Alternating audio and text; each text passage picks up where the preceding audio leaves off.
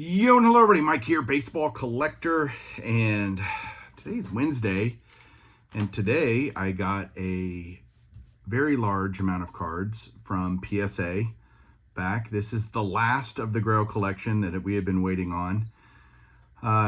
Earlier this week, you guys saw me get some cards back from SGC. Those had been submitted at the National, and I got those back door to door from the time I dropped off to back to me a week and a half. These 92 cards were sent back. They arrived there on May 3rd or into the system, and I just got them back today. They were actually in assembly from July 12th till today.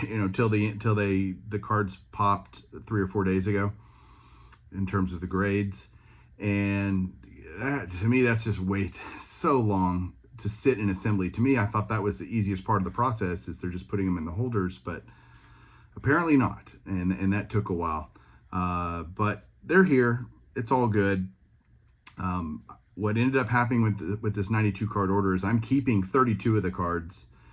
60 of them are going to be sent off with Greg Morris. They're actually right there. You can see them over there. Those stacks of cards are all, there's SGC cards and then 2 big giant stacks of PSA cards. Those are all going to Greg Morris to be auctioned off.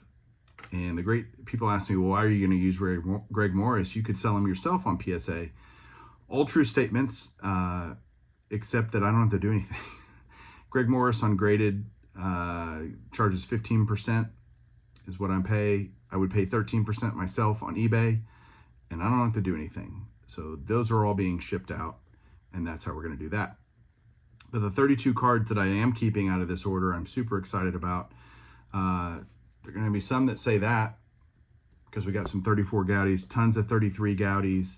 I'm kind of collecting my way into a 33 Goudey Hall of Famer run. So I kept a bunch of Hall of Famers. No crazy grades here, nothing that's nuts that I'm keeping. I just like having the cards, and I think they look so great. So I'm excited to show them to you, and some other interesting stuff in that order. So hang on, let's just go straight to some cards. All right, again, 32 cards. I'm only showing you guys the ones that I'm keeping. Just 92 cards would take forever. The other 60. So here we go.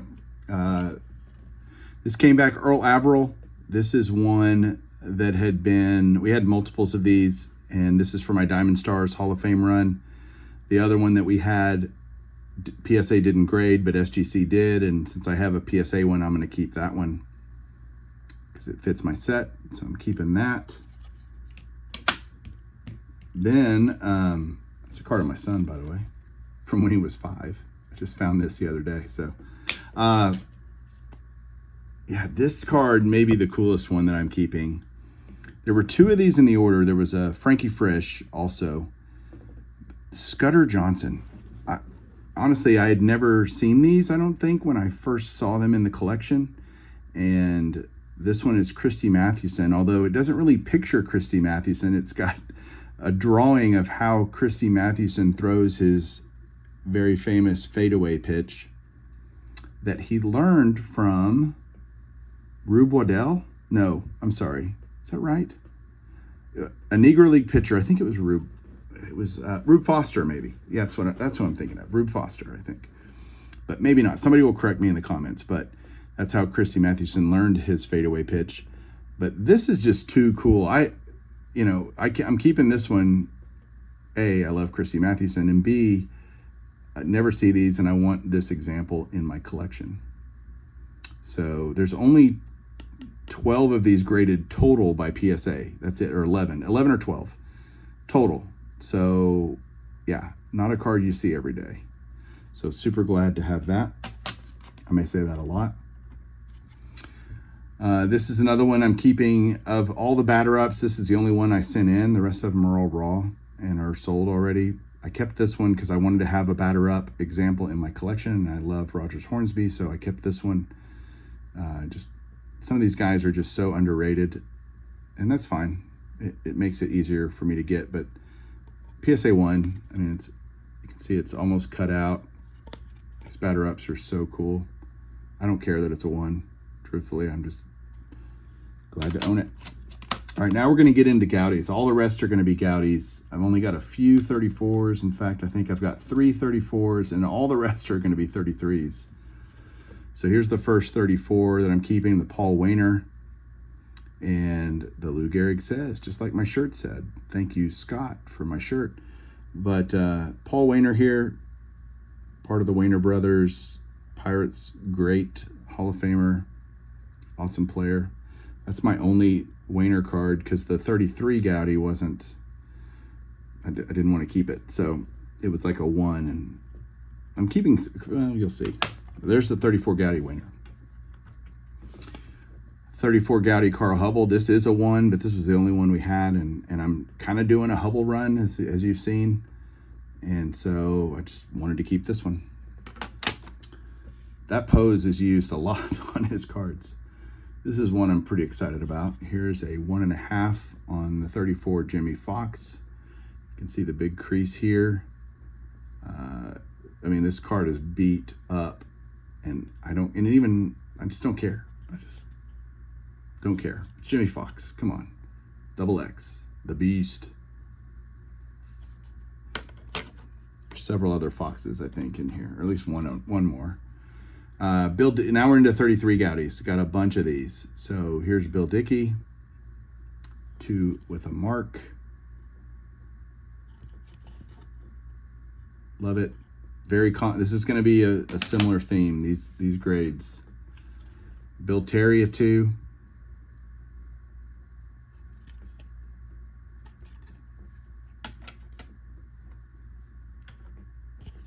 Pie Trainer in a 2. I need to do these a different way because these are in order. Turn these over as I show them.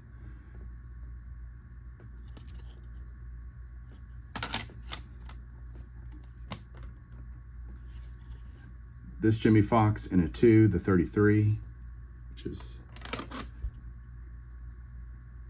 almost, I mean, it's the same picture. They just colored it differently, right? On the 34.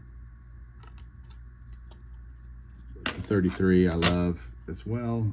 2 with a mark. The mark's on the back. It's hilarious. Some kid wrote first base. 1B. Yep, he played first base. So he also played catcher early in his career, but there is that one.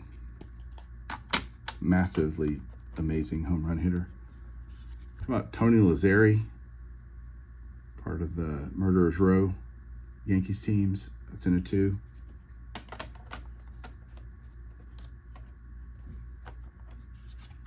Al Simmons in a 1.5. I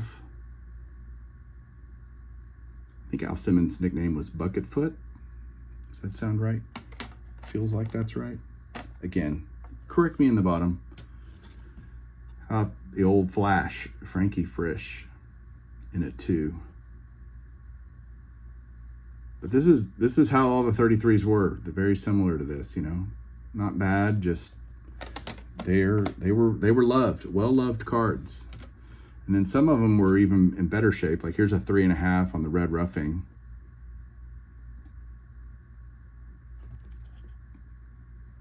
Love the bleed through, actually. When the color bleeds through the back, that's actually how you can tell they're real. When you have that bleed through, it's one of the ways. One of the tips. How about Red Faber in a 2?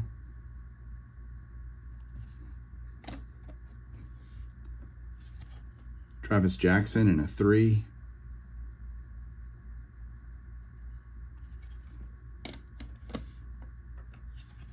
Earl Combs, another Murderers Row guy, in a 2.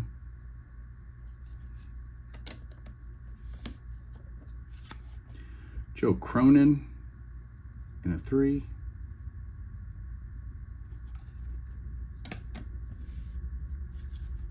Goose Goslin in a 2. These are just so cool. There's a lot of variety in them. I mean, like the Goslin is just plain, and then the Rabbit Moranville, you know, I have the Big League chewing gum. I don't know. Somebody needs to tell me why the design is so different. Why there's the Big League part down here. Oh, that's because that's Indian gum. and Big League Chewing Gum. No, they both say Indian Gum.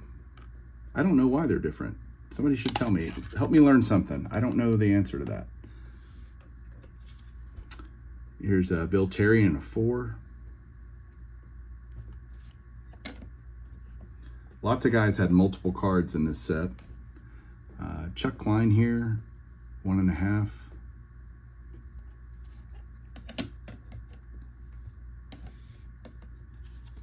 Herb Pennock in a 2.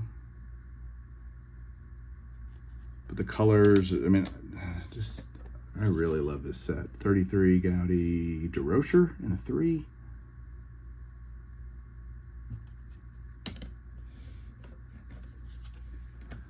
Lloyd Wainer, Paul's brother, in a 2.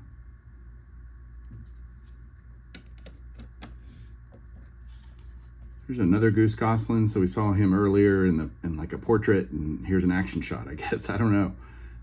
Interesting that they had several guys with multiple cards in this set, but I like this one way better. I love the colors and the action and the green grass better than the head portrait like this one for Heine Manouche in a 2.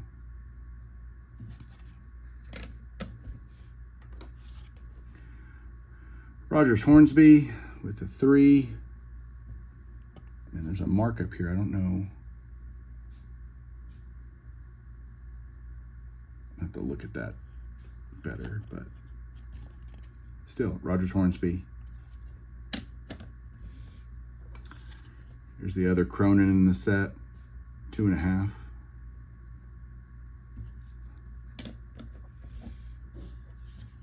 Earl Averill in a 2. 3 more. Rick Farrell in a 3.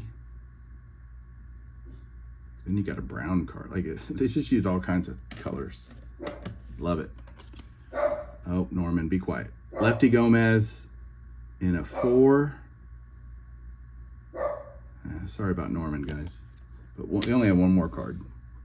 And then Billy Herman in a 2.